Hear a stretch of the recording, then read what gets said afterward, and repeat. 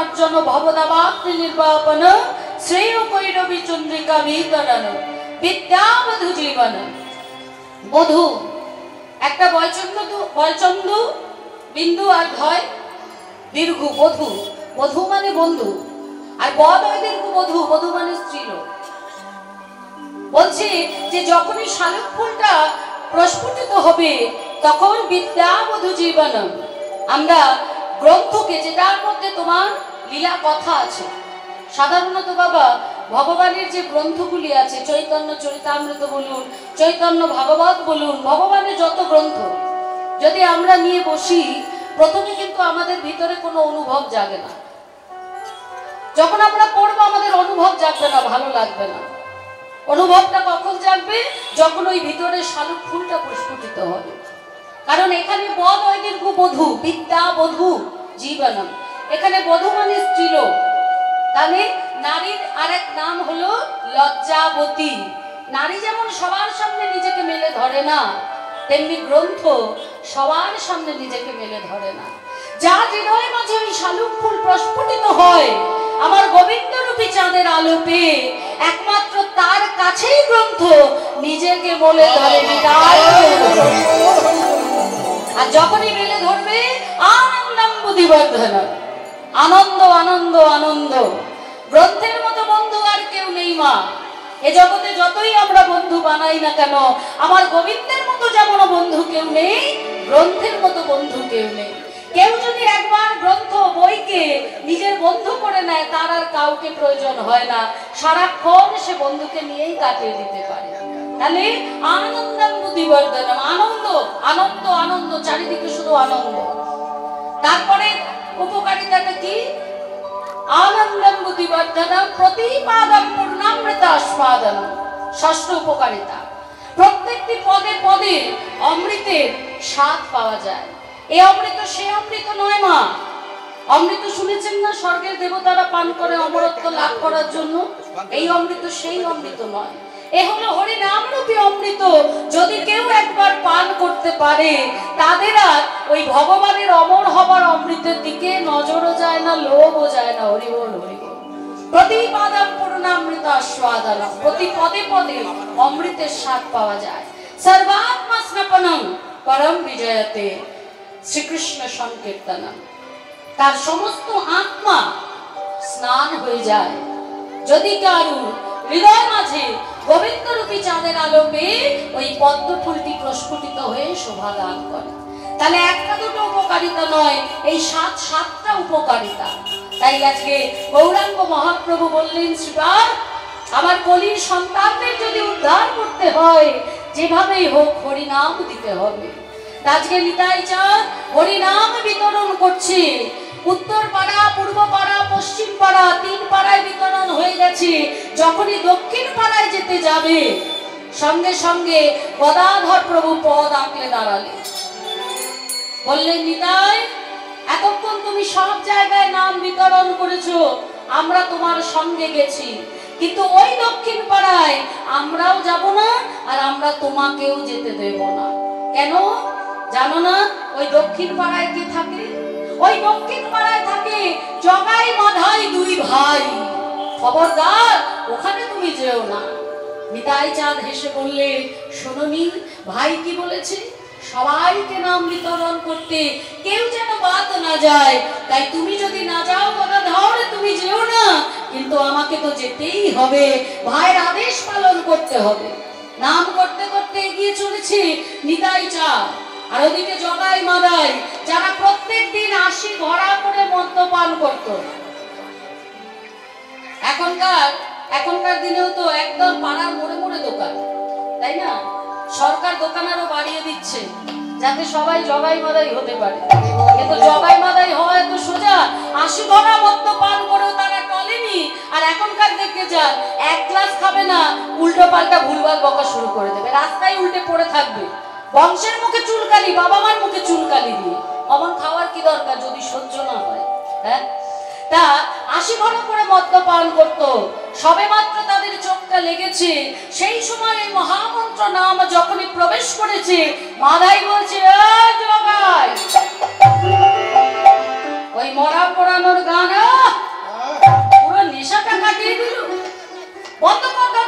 বন্ধ কর।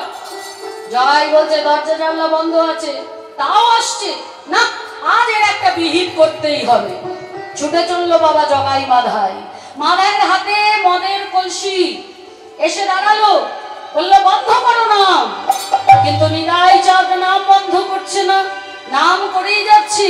কিছুতেই যখন বন্ধ করাতে পারলো না, মাধাই ওই যে কলসিটা ছিল ওই কলসিটা ভেঙে কলসির করা ছুঁড়ে আমার নিতাই চাঁদের কপালটাই ফাটিয়ে। তাহলে মাধাই মানলো মদের কলসির কানা, কপাল ফাটিয়ে দিল। বিনিময়ে নিতাই চাঁদের কি করা উচিত? ও মা, আমরা কি করব? আমাদের যদি কেউ একটা থাপ্পড় মারে আমরা কি করব? কোমর দিয়ে দিয়ে একেবারে ছেড়ে দেবো? একটা মারলে বাবা চারটে মারবো। কিন্তু আমার নিতাই চাঁদের শিক্ষা দেখুন, মাধাই মানলো মদের কলসির কানা, বিনিময়ে আমার নিতাই চাঁদ প্রেম দিল। বাহু দুটি প্রসারণ করে বলল, মেরেছ কলসির কানা, তাই বলে কি প্রেম দেব না? তাহলে মাধাই মানলো মদের কলসির কানা, আর বিনিময়ে নিতাই চাঁদ বাহু প্রসারিত করে বললেন, মেরেছ কলসির কানা, তাই বলে কি প্রেম দেব না? আজকে এই জগাই মাধাই আমার মহাপ্রভুর চরণের কৃপা লাভ করেছিলেন। যখনই আমার গৌরাঙ্গ মহাপ্রভুর কাছে খবর গেছে জগাই মাধাই নিতাই চাঁদের কপাল ফাটিয়ে দিয়েছে, নিতাই রুধি যদি মাটিতে পড়ে তাহলে শস্য আর হবে না, বন্যা হয়ে যাবে ধরিত্রী। গৌরাঙ্গ মহাপ্রভু ছুটে এলেন এবং সুদর্শনকে আহ্বান করলেন। নিতাই চাঁদ বলছে, বলছিস কি ভাই, তুই যে আসার সময় বলেছিলিস, তুই কথা দিয়েছিলিস। নিতাই চাঁদ আবার গৌরাঙ্গ মহাপ্রভুকে মনে করিয়ে দিচ্ছে, যখন তুই এসেছিলিস দাপুর থেকে কলিতে, ভগবান যখন এসেছিলেন তখন প্রতিজ্ঞা করেছিলেন, কি বলেছিলেন? রামাদি অবতারে ধরে নানাই অস্ত্র ধরে আমি অসুরিনী করিয়াছি সংহার, এবে অস্ত্র না ধরিব, কারেও প্রাণে না মরিব, হরিনাম দিয়া চিত্ত শুদ্ধ করিব সবার বিদায়। তুই কি ভুলে গেছিস ভাই? না ভাই না। বলছে দাদা, ও তোমার গায়ে আঘাত করেছে। বলছে করুক আঘাত ভাই, করুক, কিন্তু তুই অস্ত্র হাতে তুলে নিবি না। জগাই মাধাই নিতাই চাঁদের চরণ আশ্রয় করলেন, মহাপ্রভু তাকে ক্ষমা করলেন। আর নিতাই চাঁদ বাহু প্রসারিত করে বলছে, এসো ভাই নাম গাই। কি নাম? না হরি নাম। এসো ভাই নাম গাই, কৃষ্ণ নাম হরি নাম, বলো নাম হরি নাম।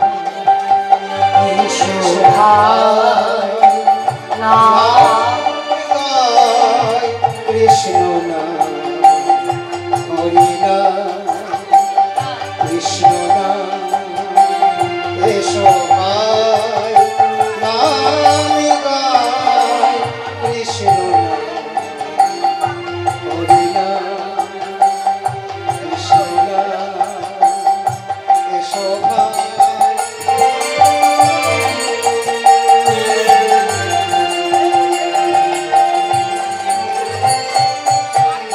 এসো নাম গাই। কি নাম গাইব? কৃষ্ণ নাম হরি নাম। নাম গাইলে কি হবে?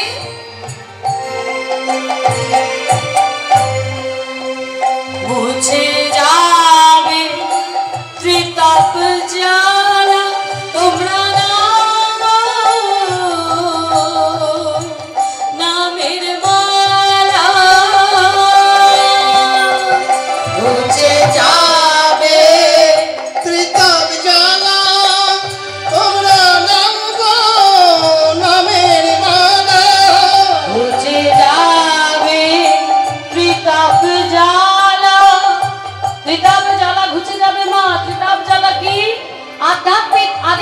আধ্যাত্মিক আদি ভৌতিক। আধ্যাত্মিক মানে আত্মিক জ্বালা, যেটা সবার আছে। কেউ বলতে পারবে না আমার জ্বালা নেই। আমি কীর্তন করছি বলে ভাববেন না আমার জ্বালা নেই, আমারও জ্বালা আছে। আমার ছোট্ট মেয়েটাকে রেখে আসতে হয়, কম জ্বালা, ফোন করে খালি কান্নাকাটি করে। কিন্তু কাজ তো করতে হবে, তাহলে জ্বালা সবার আছে। আত্মিক জ্বালা মানে আপন আপন জ্বালা। আদি ভৌতিক জ্বালা, কুকুরে কামড়ালো, বেড়ালে আঁচড়ালো, হ্যাঁ সাপে কাটলো, একটা ছোট্ট পোষা বাবা এমন কামড়ালো ম্যালেরিয়া হয়ে হসপিটালে ভর্তি হতে হলো। তাহলে পশুপতি জনিত যে আঘাত, সেটা হচ্ছে আদি ভৌতিক জ্বালা। আদি দৈবিক জ্বালা, দৈব বিপাক জনিত যে জ্বালা, ভূমিকম্প বলুন, ঝড় বলুন, যা কিছু হয়। একটা খবরে একটা জিনিস দেখলাম কিছুদিন আগে, এই অম্বিকা কালনাতে বাবা পাগলার অনুষ্ঠানে সকল ভক্তরা এসেছিলেন। তাই যে ভক্তরা এসেছিলেন, সবাই যখন ফিরে যাচ্ছে কালনা থেকে নৌকা পার হবে, যে নৌকাটাতে 70 জন ওঠার কথা, সেই নৌকাটাতে উঠেছে 200 জন যাত্রী। নৌকাটা 70 জন যাত্রী পার করে, এত ভিড় হয়েছে যে সেখানে 200 জন যাত্রী উঠেছে। এবার 200 জন যাত্রী ওঠার ফলে কি হয়েছে, একটুখানি নৌকাটা এগিয়ে গিয়ে উল্টে গেছে। তাহলে নদীর মধ্যে বলুন, সমুদ্রের মধ্যে বলুন, যদি মাঝ নদীতে কিছু হয় তাহলে সাঁতার কেটেও কিন্তু কুল খুঁজে পাওয়া যায় না। তাহলে এটাকে বলা হবে আদি দৈবিক জ্বালা, মানে দৈবে ঘটিয়েছে, দৈব বিপাক জনিত জ্বালা। আজকে মহাজন বলছেন যে যদি কেউ হরিনাম করে, যদি কেউ হরিনাম শোনে, এই ধরনের বিপর্যয়, এই ধরনের জ্বালা থেকেও সে মুক্তি লাভ করতে পারে। ঘুচে যাবে ত্রিতাপ জ্বালা, তোমরা নাও গো নামের মালা। ঘুচে যাবে ত্রিতাপ জ্বালা, তোমরা নাও গো নামের মালা।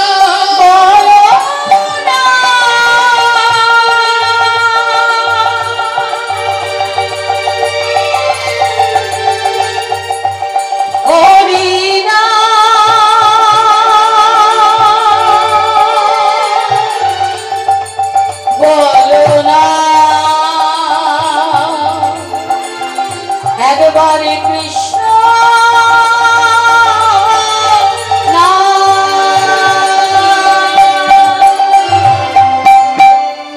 এসো ভাই নাম গাই, কৃষ্ণ নাম হরি নাম বলো না জপো না।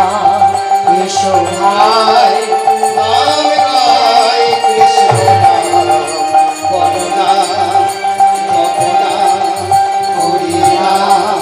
এসো ভাই নাম গাই, কৃষ্ণ নাম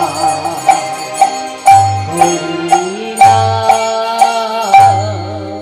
হৃদয় গৌরী প্রেমানন্দে হরি বল হরি বল। তাহলে মহাপ্রভু আমার হরিনাম প্রেম বিতরণ করলেন, কোথাও বাকি রাখলেন না। মা পৃথিবীতে যত আছে অপরাধীরা, সর্বত্র প্রচার হবে মোর এই মধুমাকা হরিনাম। মহাপ্রভুর সেই ভাব আন্দোলন আজকে সার্থক। সারা বিশ্ববাসী আজকে হরিনামকে আশ্রয় করেছে, হরিনামের বন্যায় তারা মেতে উঠেছে, হরিনামে তারা মেতে উঠেছে।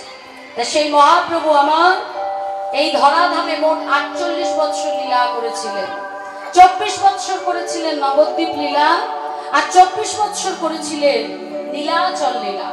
তা আজকে মহাপ্রভু শ্রীরামচন্দ্র লীলাচলে গম্ভীরাতে সন্ন্যাস নিয়ে মাতৃ আদেশে পুরীধামে গম্ভীরাতে মহাপ্রভু রাধা ভাবে বিভোর ছিলেন, আর জগন্নাথ প্রভুকে কৃষ্ণ রূপে দর্শন করতেন। আজও রাধা ভাবে বিভোর। রায় রামানন্দ প্রভু স্বরূপ দামোদর প্রভুর কণ্ঠ জড়ায় ধরেছে। এই রায় রামানন্দ আর স্বরূপ দামোদর, এরা দুজনে হলেন বৃন্দাবনের সেই ললিতা বিশাখা সখী। 3.5 জন অন্তরঙ্গ ভক্ত ছিল নীলাচল।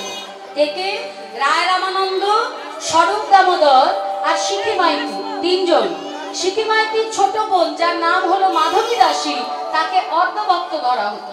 তাহলে 3 জন আর অর্ধেক, 3.5 জন অন্তরঙ্গ ভক্ত। মহাপ্রভুই আমার অন্তরঙ্গ ভক্ত সঙ্গ করেন, প্রেম রসে আস্বাদন,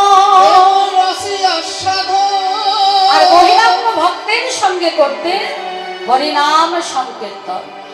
আজকে রায় রামানন্দ আর স্বরূপ দামোদরের কণ্ঠ জড়ায় ধরে কৃষ্ণ কথা আলোপন করছে। তা রায় রামানন্দ, রামানন্দ রায়, রামানন্দ নাম আর রায় পদবী, আর স্বরূপ দামোদর, তাহলে স্বরূপ হলো নাম আর দামোদর পদবী? কি মনে হয় মা? স্বরূপ নাম আর দামোদর পদবী কি বাবা? নাম তো আগে থাকে আর পদবী তো পরে থাকে, তাই না? আবার কিছু কিছু ক্ষেত্রে আবার পদবীটা আগে দিয়ে দেয়, নামটা পরে থাকে। তাই রায় রামানন্দ বুঝলাম, কিন্তু স্বরূপ দামোদর, স্বরূপ কি পদবী হয়? স্বরূপ শব্দের অর্থ কি? যারা সন্ন্যাস নিয়েছেন কিন্তু সন্ন্যাস নেবার পর ওই গেরুয়া বসনটা পরে, এই যে রাধে ওমা এদিকে এদিকে, এত কথা বললে হবে না তো, সব গন্ডগোল হয়ে যাবে, আসলটা আর ডুববে না। এগুলো জানার দরকার আছে তো। আমরা আমাদের ধর্মকে ভালো করে জানি না বলে দেখুন উল্টোপাল্টা লোকেরা আমাদের ধর্ম নিয়ে কত কথা বলে যাচ্ছে। ধর্মটা যদি ভালো করে জানা থাকতো ছেড়ে দিতেন আপনারা। কত কিছু বলছে, হ্যাঁ, কৃষ্ণ নাকি অসুর, রাধারানীকে নিয়ে কত কথা, চৈতন্য চরিতামৃতের কোনো অস্তিত্ব নেই, কি বাবা শাস্ত্রগ্রন্থ ভালো করে জানলে আমরা সুযোগ দিতাম না। তাহলে শুনতে হবে, না শুনলে কিন্তু হবে না। হরি বল। তাহলে স্বরূপ দামোদর, স্বরূপ মানে যিনি সন্ন্যাস নিয়েছেন কিন্তু সন্ন্যাস নেবার পরে গেরুয়া বসনটা পড়েনি, তাকে বলা হয় স্বরূপ। এই স্বরূপ দামোদর প্রভু পূর্বে ছিলেন আমার মহাপ্রভুর খুব অন্তরঙ্গ বন্ধু, যার নাম ছিল পুরুষোত্তম রায়। মহাপ্রভু যখন নবদ্বীপে, তখনও সন্ন্যাস নেয়নি। পুরুষোত্তম রায় আর মহাপ্রভু দুজনের মধ্যে কথা হচ্ছে। মহাপ্রভু বলছে সন্ন্যাস আমাকে নিতেই হবে, সন্ন্যাসী হলো একমাত্র ধর্ম, সন্ন্যাস যদি না নিই তাহলে আমি কলির জীবকে উদ্ধার করতে পারবো না। তা পুরুষোত্তম রায় আমার মহাপ্রভুর কথা শুনে মনে মনে ভাবছে, নিমাই যখন একবার বলেছে যে আমি সন্ন্যাস নেব, তাহলে নিমাই সন্ন্যাস নেবে। নিমাই যদি সন্ন্যাস নেয়, মা যদি নদিয়া ছেড়ে চলে যায়, নদিয়ার নদেবাসী কাঁদবে, পুত্র হারা হয়ে আমার সচী মা কাঁদবে, স্বামী হারা হয়ে আমার মধুমাতা বিষ্ণুপ্রিয়া কাঁদবে, আর সকলের এই কান্না আমি সহ্য করতে পারবো না। সোনার নদিয়া অন্ধকার হয়ে যাবে, আমি দেখতে পারবো না। তার থেকে নিমাই সন্ন্যাস নেবে, তার আগে আমি বরং সন্ন্যাস নিই। এই মনে করি পুরুষোত্তম রায় তিনি গিয়ে সন্ন্যাস নিলেন। সন্ন্যাস নেওয়ার পরে গেরুয়া বসন পড়লেন না, তাই তাকে বলা হলো স্বরূপ। কিন্তু শুধু সন্ন্যাস নিলেই তো আর মহাপ্রভুর সঙ্গী হওয়া যাবে না। মহাপ্রভুর সঙ্গী হতে গেলে সংস্কৃত এবং শাস্ত্র সঙ্গীত এই দুটোকে জানতে হবে। যদি সংস্কার না থাকে, সংস্কৃতি না থাকে, তাহলে আর যারই সঙ্গী হওয়া যাক না কেন আমার মহাপ্রভুর সঙ্গী হওয়া যাবে না। তাই সন্ন্যাস নেওয়ার পর তার নাম হলো দামোদর, গেরুয়া বসন করলেন না বলে স্বরূপ। স্বরূপ দামোদর সন্ন্যাস নেওয়ার পর চলে গেলেন কোথায় না বেনারস। বেনারস এমন একটা জায়গা যেখানে সংস্কৃত এবং শাস্ত্রীয় সঙ্গীত ভালোভাবে অধ্যয়ন করা যাবে। সেখানে সংস্কৃত এবং শাস্ত্রীয় সঙ্গীত অধ্যয়ন করলেন। নিমাই যখন সন্ন্যাস নিয়ে গম্ভীরায় এলো, তারপরে স্বরূপ দামোদর প্রভু তিনি গম্ভীরাতে এসে বাকি জীবনটা আমার মহাপ্রভুর সঙ্গে অতিবাহিত করলেন। তাই গৌর হরি বল। এই হলো ভক্তমা, তাই না? আজকে ভগবানকে ভালোবেসে যে নিজের সর্বস্ব ত্যাগ করে ভগবানের চরণে নিবেদিত প্রাণ হতে পারে, সেই তো আসল ভক্ত। আর বাকি আমরা যদি বলি ভক্ত, তাহলে মহাজন বলবে বাবা ভক্ত হওয়া বড় শক্ত। একটু কৃষ্ণ বলে কাঁদলাম, তাহলেই কিন্তু ভক্ত হতে পারলাম না। ভক্ত হতে গেলে আচরণটা ঠিক ভাবে করতে হয়।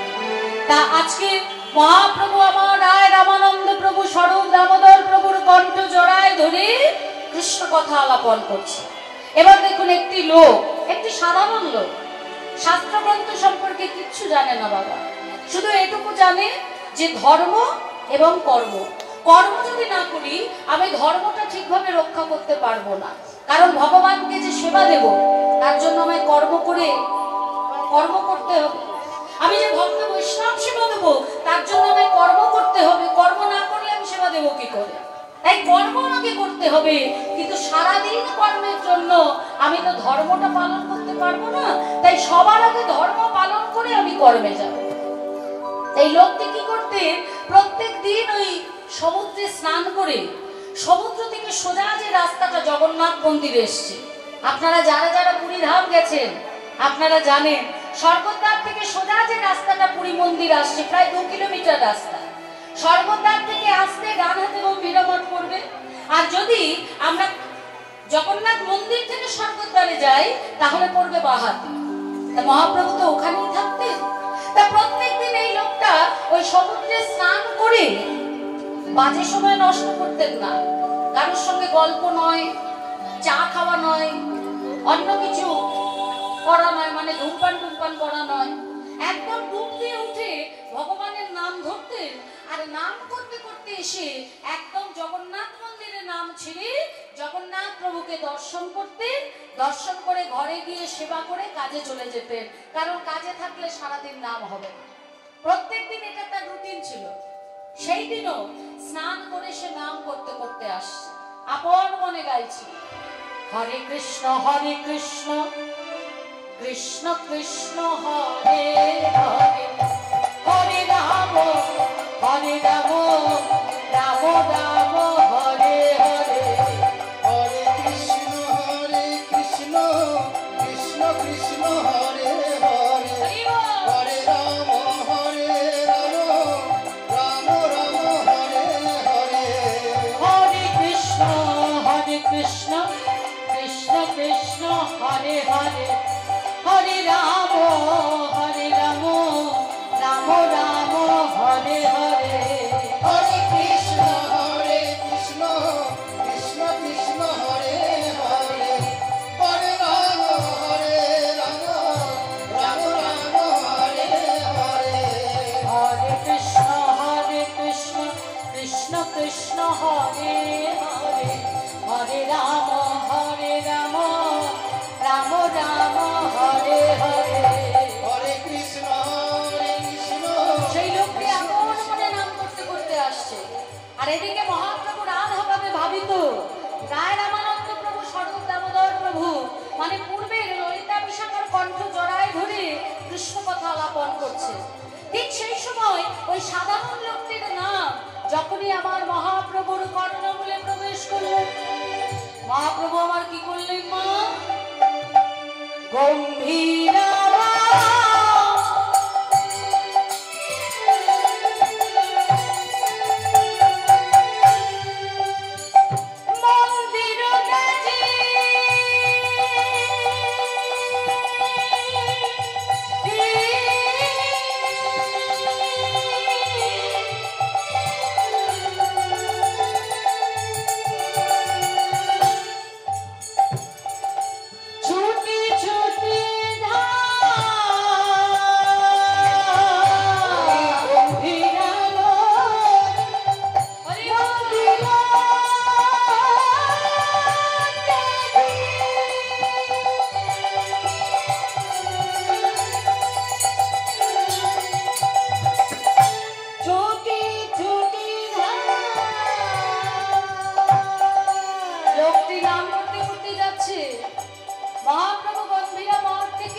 ওই কৃষ্ণ নাম শ্রবণ করে ছুটতে ছুটতে গম্ভীরার বাইরে এসে লোকটি চরণ দুখানে জড়ায় ধরে বলছে কি, যে করে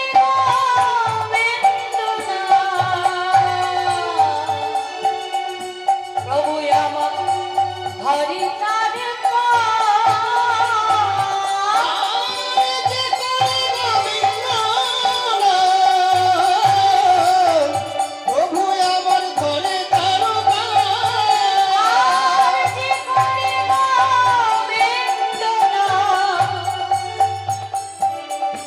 হরি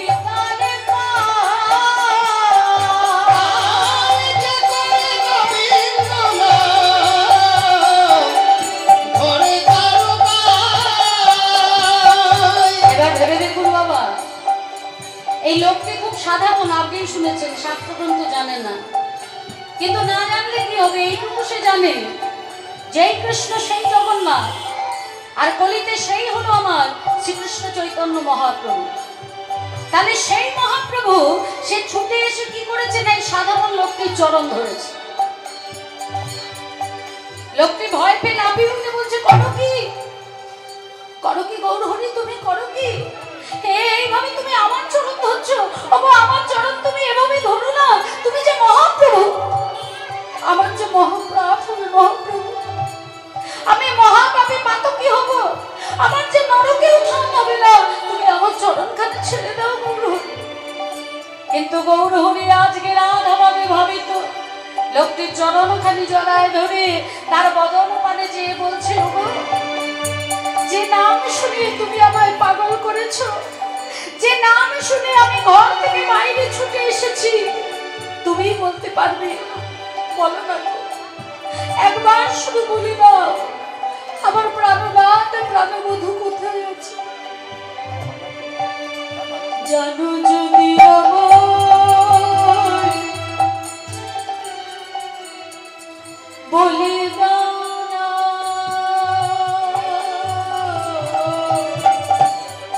তুমি জানো যদি আমায় বলে দাও না,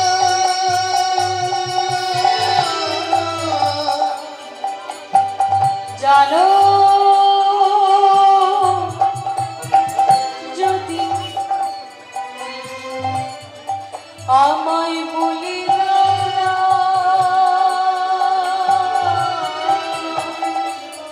তুমি জানো যদি আমায় বলে দাও না, আমি কোথায় গেলে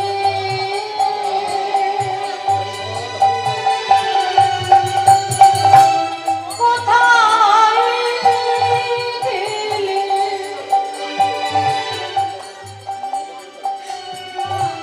তারে পাবো? জানো যদি আমায় বলে দাও না,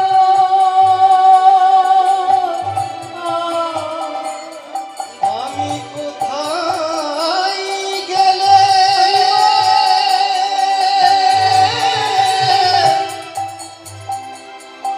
তারে পাবো? যার নাম শুনে আমায় পাগল কইলে, আমি কোথায় গেলে তারে পাবো? যার নাম শুনে আমায় পাগল করলে, কোথায় গেলে তারে পাবো? নাম শুনে হবে পাগল করলে, তার নাম শুনে হবে পাগল করলে, তার নাম শুনে হবে পাগল করলে। তুমি জানো যদি আমায় বলে দাও না,